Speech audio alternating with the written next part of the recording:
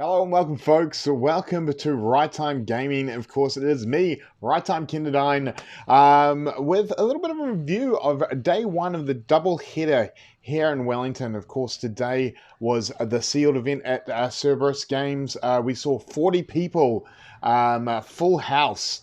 Go at it, and yeah, it was a very interesting day. I was lucky enough when I opened my packs. I got something a little special. Looky there. Heart of the Cards, Yugi boy. No, sorry, wrong game. But no, Heart of Fendel. I'm super stoked. This was the one Fable that I've never pulled, so I've now pulled all three Fables. Admittedly, that is a Rambo foil, but still good, right? Still good. I also managed to pull an Alpha Rampage, which of course put me firmly into playing Brute. Unfortunately, after 6 rounds, I ended up 3-3, having succumbed to the dominant force of the day, which was, of course, Bravo. Really, a lot of solid Bravo decks being played, a lot of swinging with the club for 4, then pitching to play Pummel, turning it into a 10 attack because the pitch zone is there, and I got caught with that a couple of times in my losses. So didn't make top 8, did make top 24 though, so I got myself a nice little yellow hit jab here, foil, which is beautiful. Of course, that Sam Yang artwork I'm a big fan of, so I'm happy to get that. Maybe when we get to 100 subscribers on the channel, maybe I'll use this as a prize, because as beautiful as this is, I do have some of these, so I'm happy to share the love. So let's see if we can get to 100 subscribers as our first goal. So remember, hit that subscribe button and share it with your friends. Yeah, so also today, myself and Alan from Radio Reflex, we did a little bit of streaming. You can see on the Fab fan page on Facebook, Alan followed Nick Holding's draft. He was number 8 after the Swiss rounds, and I followed over on Radio Reflex's fan page. I followed Cayle's draft. And then for their top 8 matchup, we did a little bit of a duel streaming. So I of course was over Cayle's shoulder on Radio Reflex's page, and Alan was on over Nick's shoulder on the fan page. So if you want to see how a game plays out from both players' points of view, you can go back and watch that video.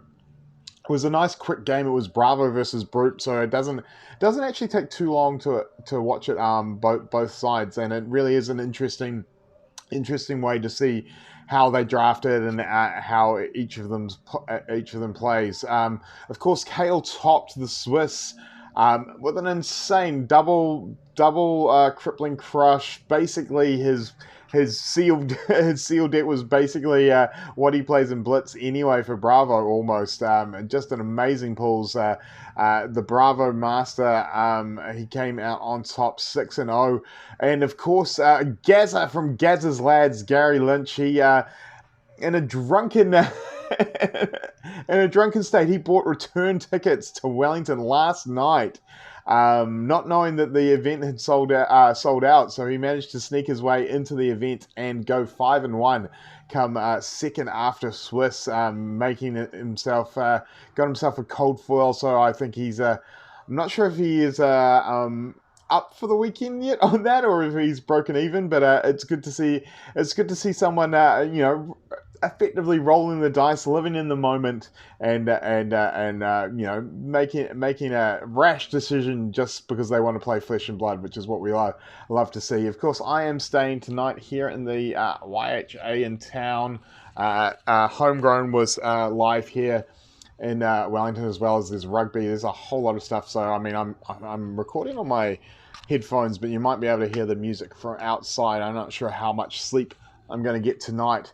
But of course, tomorrow we have the second of the double headers out at Sushi Night Gaming, and it is Blitz format. I'm torn, folks. I've brought 2 Brute decks, so I'm definitely playing Brute.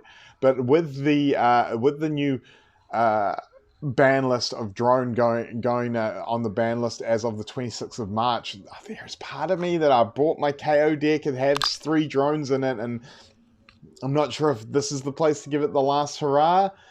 So I'm going to be sitting there trying to decide tonight. Maybe you can leave a comment.